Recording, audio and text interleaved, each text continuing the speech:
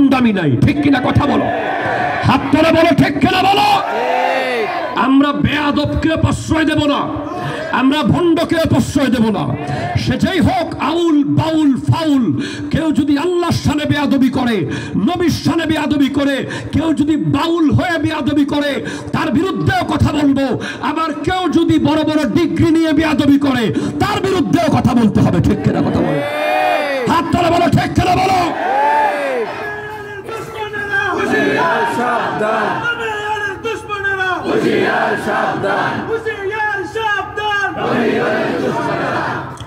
শুধু বাউলকে অ্যারেস্ট করলে হবে না, বাউলকে অবশ্যই অ্যারেস্ট করুন আল্লাহর শানে বেয়াদবি করার কারণে। আমরা এই ব্যাপারে দ্বিমত করছি না, কিন্তু স্মার্ট স্মার্ট স্কলার যারা কথায় কথা হবে হাত তুলে বলেন ঠিক কিনা। মনে রাখতে হবে আইন সবার জন্য সমান।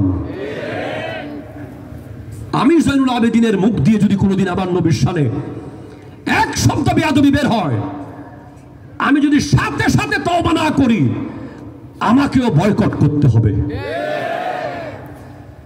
এটা মাথায় রাখতে হবে। ইমাম আবু হানিফা রহমতুল্লাহ আলাইহি বলছেন, আল্লাহ এমন শব্দ নবীকে বলবেন না যেটা নবী বুঝবে না। কি মেধা দেখেন, কি ব্রেইন আবু হানিফার ব্রেইন। আচ্ছা, আমি যদি আমেরিকায় গিয়ে সিটাঙ্গি ভাষায় কথা বলি আমেরিকান মানুষের সাথে, এটা ওনার সাথে মস্কারি করা হবে? কারণ উনি আমার শব্দ বুঝবে। উনি যদি এখানে এসে ওনার আমেরিকান যেটা গ্রাম্য ল্যাঙ্গুয়েজ, প্রত্যেক এলাকার একটা নিজস্ব ল্যাঙ্গুয়েজ আছে, আবার অরিজিনাল ইংরেজি না, ওনাদের একটা ব্যক্তিগত ইংরেজি আছে এলাকা ভিত্তিক, ওটা যদি বলে আমি বুঝবো না। নূর আনোয়ার কিতাবের মধ্যে আল্লামা মুল্লা জীবন রহমতুল্লাহ আলিম সেকেন্ড ইয়ারে আমরা পড়াই, ওখানে আসতেছে যে আল্লাহ যদি আমার নবীকে এমন শব্দ বলে যেই শব্দ নবী বুঝবে না, এটা হয়ে যাবে কোনো আরবি যেন হাবশির সাথে কথা বলছে, একজনের কথা একজন বুঝতেছে না, এটা আল্লাহর শান নয়। আল্লাহ অবশ্যই আমার নবীকে কলবে কপটতা আছে তারাই আয়াতে মুতাশাবিহাত হুরুফে মুকাত্তাআত নিয়ে ঘাটাঘাটি করতে চায়, সেগুলোর ভিতর থেকে তথ্য বের করতে চায়, কিন্তু ওয়ামা ইয়ালামু তাবিলহু ইল্লাল্লাহ, আল্লাহ ছাড়া এগুলোর তাবিল কেউ জানে না। ইমাম শাফি বলছেন, আল্লাহ ছাড়া যদি কেউ না জানে, আবু হানিফাকে প্রশ্ন ছুড়ে দিয়েছেন, তাহলে নবী কেমনে জানে? একটু আলেমানা কথা বলছি আর কি। তখন ইমাম আবু হানিফা রহমতুল্লাহ জবাব দিচ্ছেন যে আল্লাহ এবং রাসূল জানে, কারণ এখানে আরেকটা শব্দ লুকায়িত আছে, সেটা হলো ওয়ামা ইয়ালামু তাবিলাহু বিদুনিল ওয়াহি ইল্লাল্লাহ। আল্লাহু আকবার, জোরে বলেন না রে ভাই। বলে ওয়ামা ইয়ালামু তাবিলাহু, এগুলোর ব্যাখ্যা কেউ জানে না, এগুলোর তাবিল কেউ জানে না, বেদুনিল ওয়াহি, ওয়াহি ব্যতীত, ইল্লাল্লাহ, আল্লাহ ছাড়া। তাহলে ওয়াহি কোনো মানুষের কাছে আসে না, ওয়াহি আসে নবীর কাছে, ঠিক কিনা জোরে কথা বলে। মাঝে মাঝে মন চায় যে আবু হানিফা রহমতুল্লাহের জন্য গরু জবাই করে মেজবান দিই, মন চায় যে ওনাকে যদি পেতাম, উনি যা চাইতো তা দিয়ে দিতাম। উনি আমাদের জন্য ইসলামকে এত সুন্দর সহজ করে দিয়েছেন, অথচ আমার যুবক ভাইয়েরা ইউটিউব শাইকের ভক্ত হতে পারে, কিন্তু আবু হানিফাকে চিনতে নারাজ। কথা জোরে বলেন, ঠিক কিনা জোরে বলেন। আজকের দিন আমি যদি জিজ্ঞেস করি বখতিয়ারপাড়া শতাব্দীর এই মাঠ থেকে, if you want to go to Dhaka, you have to take ticket from Green Line or Imperial or Unique or Asylum or Saudia, যদি তুমি ঢাকা যেতে চাও তোমাকে গ্রিন লাইনের টিকিট নিতে হবে, অথবা অ্যাসালম, অথবা সৌদিয়া, অথবা ইম্পেরিয়াল, অথবা সেন্ট মার্টিন। কথা বলে না, ঠিক কিনা জোরে বলে না। একটা মিস করলে আরেকটা পাবা, একটা মিস করলে আরেকটা পাবা। একটা মিস করলে আরেকটা পাবা। যদি তুমি দুবাই যেতে চাও, বিমান বাংলাদেশ এয়ারলাইন্স মিস করেছো, এমিরাটস ধরবে।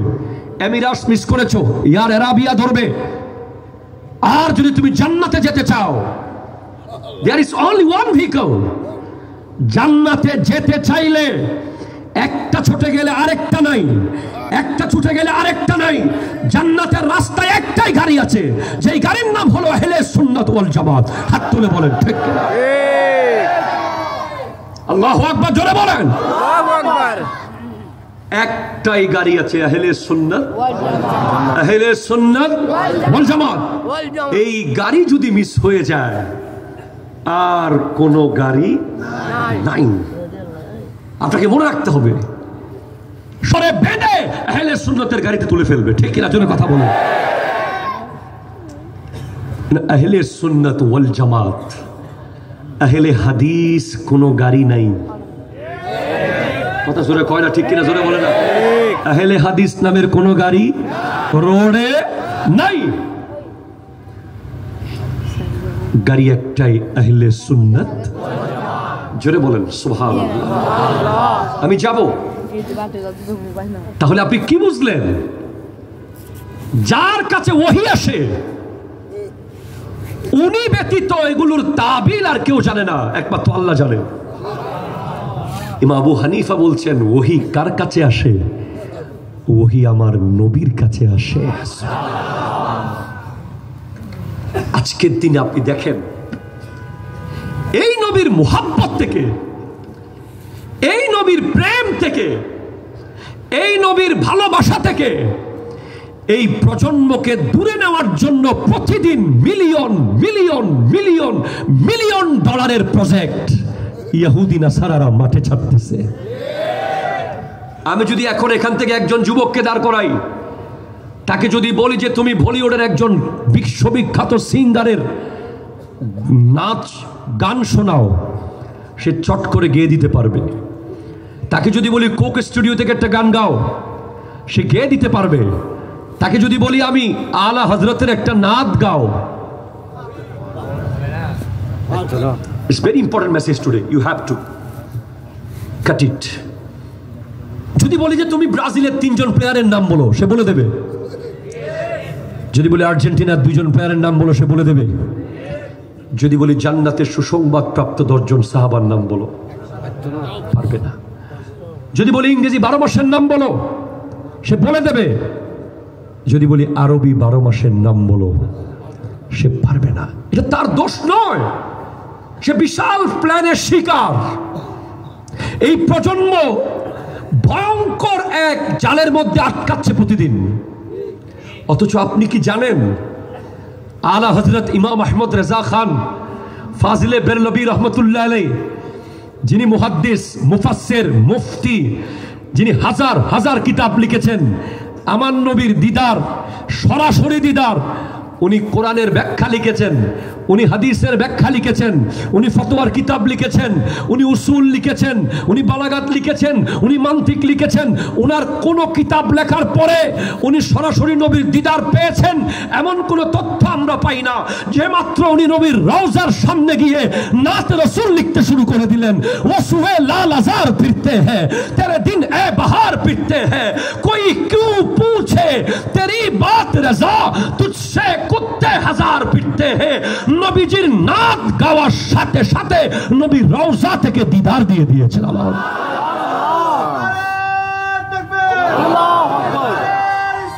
ইয়া রাসূলুল্লাহ, ইয়া রাসূলুল্লাহ। আগে আমাদের যুবক ভাইদের মুখে মুখে থাকতো, চলতে পথে থাকতো, সোনার মদিনা আমার সবই ভুলিব, মদিনা আমার জান, আরে মদিনাতে ও গো মদিনা মনোহরা হে, ও গো মদিনা কে বলে তুমি মরুভূমি, কে বলে তুমি